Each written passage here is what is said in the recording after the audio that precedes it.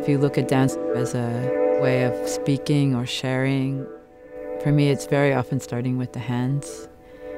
We're creating invisible landscapes inside of the theater and points of connections. And very much we work with energetic patterns and ways of greeting and ways of tuning and connecting. So that's why we have this movement like this.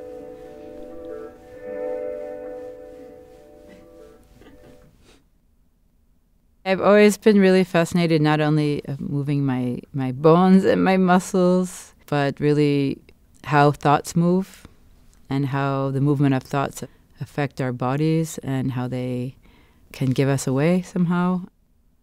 I call this movement states, physical and emotional states. So for a long time I've been very fascinated to see if I could use that as material that I could compose. We would know states from when people are sweating or they're feverish or shaking or when you blush. So I found that as a really interesting source material. At the same time also working with geometries and gestures and movements we can recognize and some we cannot at all.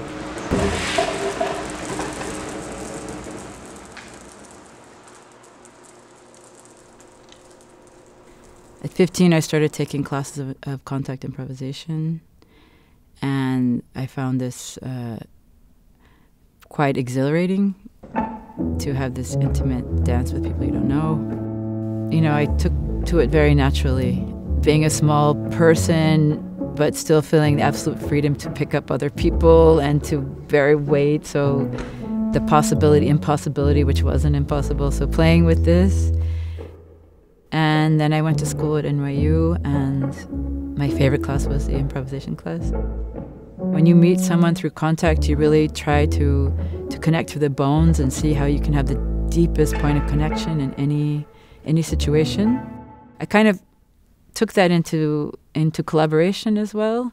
Like, how can I meet people's work? How can instantly can I connect to their language, or where can I find a contact?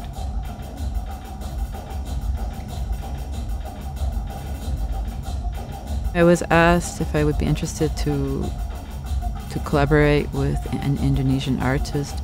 Then I discovered Jompet's work, and I got very excited to work with him.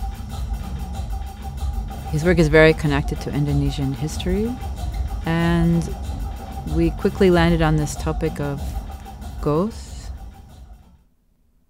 It is started from natural conversation that you speak about many different things, political, history and things, and then we ended up with some keywords that become our common interests, like ghosts, trauma, memories. Then he proposed that the whole stage would be filled with light and light bulbs, and then something about bringing things into the light. What is it to bring up traumatic memories or darkness, put them into the space and transform them? It's very much working with the fragments and narratives, but really through a very intensive exploration about the voice and voicing as the place where all the movement would come from. Channeling, voicing, darker voices, lighter voices, fragments.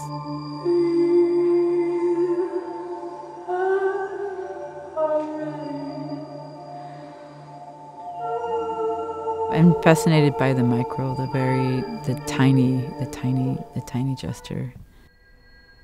It's the kind of dance that we're doing daily, every time we express ourselves. Putting that emphasis on the everyday, not only the meaning of the gesture, but the sound, the weight. It gives you a little bit of a frame to look at your everyday life a little bit differently. And that I find fascinating.